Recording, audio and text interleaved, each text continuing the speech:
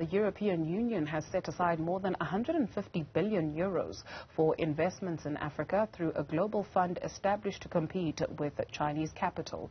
The investment would account for half of the EU's 300 billion euro global gateway initiative to combat climate change. This comes as many European countries are trying to limit illegal migration from the African continent. We take a look at this development. We are joined now by development economist and CEO of Frontline Group, Dr. Jason Musyoka. Thank you very much, Dr. Musyoka, for your time this morning. So when we take a look at this Global Gateway Initiative, how are we to understand it in thinking of China's Silk Road and Belt Initiative? Right. Thanks so much, Dudu, for having me. So I think of interest here is to really see firstly that the Global Gateway Initiative, which was announced last week, it comes on the heel of China's 10th anniversary of the Belt and Road Initiative. But, if you look at the details of the Global Gateway Initiative, it's a very ambitious initiative, looking at massive infrastructure development. The EU is committing 160 billion US dollars, as you rightly point out. The additional amount that China is putting forward, at least in what is being referred to as the BRI 2.0, is much less than that, which is 100 billion US dollars. So clearly you can see here the strategic interests that are at play here. Just in summary, the GGI, that's a Global Gateway Initiative, it focuses by and large on three broad aspects, which is digital transition, energy transition, and transport. And if you recall, the BRI, the Chinese Belt and Road Initiative, has been focusing on traditional infrastructure projects, which is your essential transport, ports and roads and so on. And so you can clearly see the competition going on here between these two massive initiatives for Africa. Okay, perhaps let's do an assessment of how the Silk Belt and Road Initiative by China has fared on the continent so far. So the BRI has been successful. There are mixed results. More than 3/4 of African countries, over 46 of them, have signed up to it. There have been cases of what is being referred to as debt trap diplomacy, the fact that if countries fail to pay for the infrastructure funding, then their assets are going to be taken by China. So that has been part of the narrative.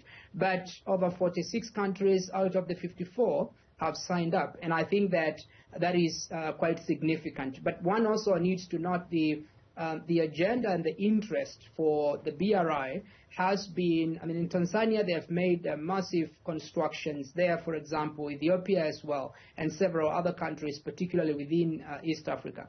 That has, if you correlate, for example, the fact that Ethiopia is a major partner in the BRI initiative, and it's the second recipient of FDI, foreign direct investment in the continent, there is a correlation there in the fact that that is a downstream, if you like, impact of the BRI in the continent. But by and large, there has been, I think, a significant inroads in the continent. I don't think that the GGI is by any means going to catch up with the BRI. The BRI is already 10 years on, and more countries, as I said, signing up. So the impact is multiple. And what have been the conditions, like you rightfully noted, this concept of a debt trap, right? And in some instances, we've heard about how when a particular country fails to pay, for instance, China comes in, does infrastructure development, and if you're not able to pay, we'll take a bit of your land over time, we'll take your airport here, we'll take the strategic port here, etc., etc. Just how accurate is that notion? Partly it is so, and I think when you look at the several reports on the BRI performance and so on, you will realize that there are about 80% of the projects that were initially conceptualized, they fail on a feasibility and business plan level before they're even implemented. And that is already perhaps telling in terms of the interests of, unfortunately, most of the African states or economies that are really wanting to get the money without doing proper due diligence. That being said, I think China is being also cautious, and Zambia is a good example of the airport, for example, and several others like Ghana, which unfortunately has been a declining case of a stable economy. And so those countries have been, they have tethered, China has tethered their funding and their infrastructure, support on the assets of the countries that are related, particularly mineral countries, like, as I said, Zambia, and then you have Ghana. So that is true, and that narrative perhaps is a little bit worrying on one side, but I think it also places the responsibility on the African economies to ensure that they do their due diligence before infrastructure projects are initiated. Well, in Accra, at the last visit, there was an unfinished road that was being constructed by the Chinese, and the signage was in Mandarin, not Ga or Chi or any of the languages that are spoken. So maybe that's something also to follow up on to see how far that has gone.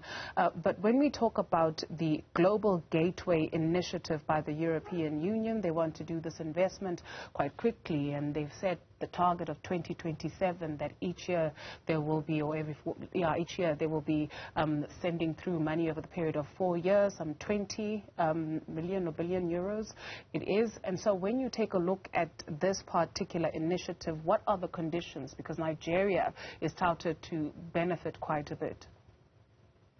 Right. So there are several schemes that the Global Gateway Initiative is putting together. One of it is aid, which I recall we spoke about. They're also providing grants, and then they are providing loans. And then fourthly, there is private sector investment that they are seeking to promote.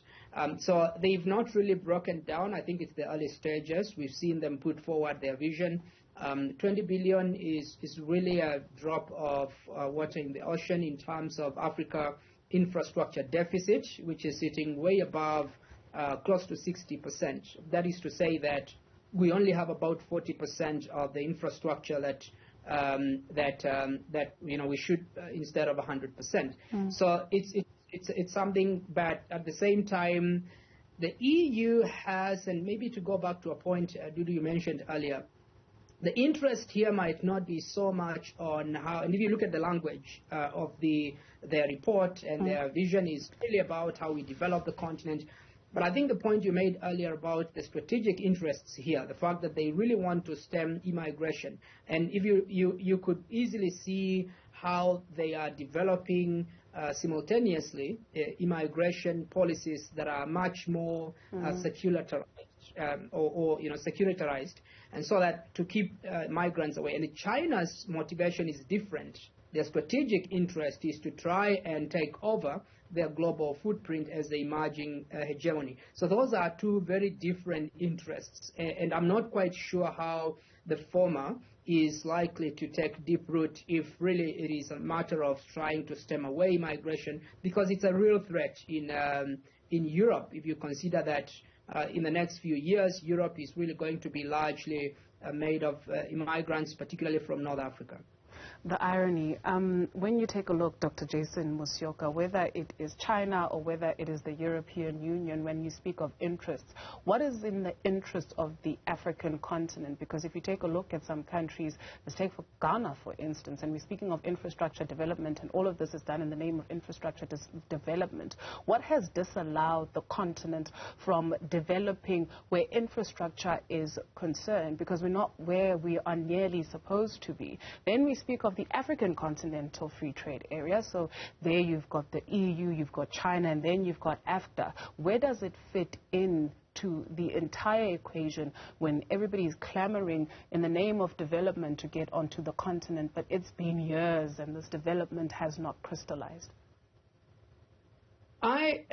From a development economics point of view, I am concerned about the lack of sufficient and sustainable governance systems in the continent.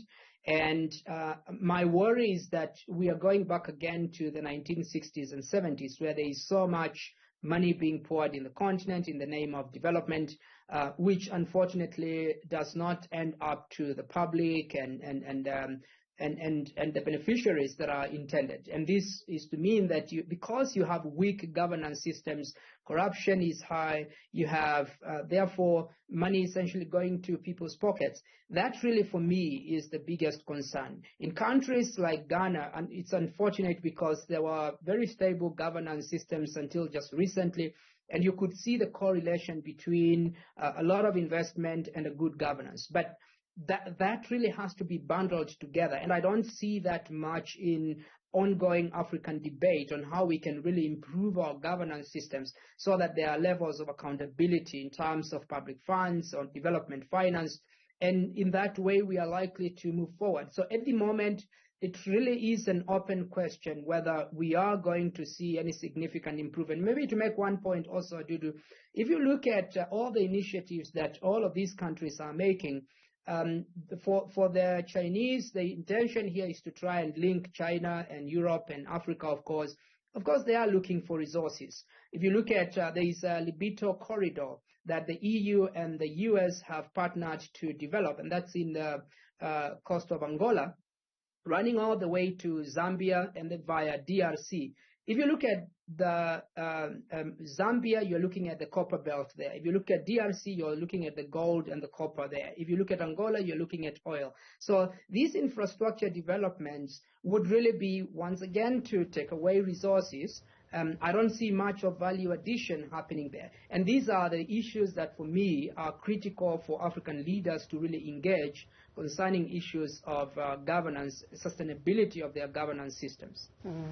Dr. Musyoka, you mentioned that the interest of the EU with this investment, at least in part, is also to stave off the issue of immigration. You speak to researchers and they'll tell you that, well, it's not as bad as Europe makes it out to be in terms of people who are leaving the continent, at least, and making perilous journeys. Yes, it is there and it is bad, but the numbers suggest that intra-Africa migration is much bigger than people leaving the continent to head on over to Europe. And so who is advising the European Union, who is advising whichever bodies are throwing monies into the continent where development is not there, that leads people to actually get out, some of the factors, get out of the continent? When you speak of instability, right, when you speak of some of the conflicts that rage in the country, unemployment, you take a look at a country like South Africa also, where you do have some infrastructure, it has not been maintained or new one actually built. And so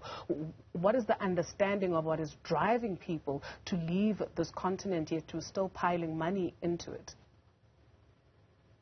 So I think two factors to mention there. The first, perhaps if I may go back to your earlier question on Europe, it is true that the numbers are not as high. I think that we were covered, or there was a current of global nationalism movement that emerged with Trumpism or slightly earlier than that. And what that did is you begin to see narratives that seeks to create these borderlines between nation states and between some people and others. And in this case, immigrants are a specific category that the Europeans, for the most part, during the nationalism wave, were really trying to keep out.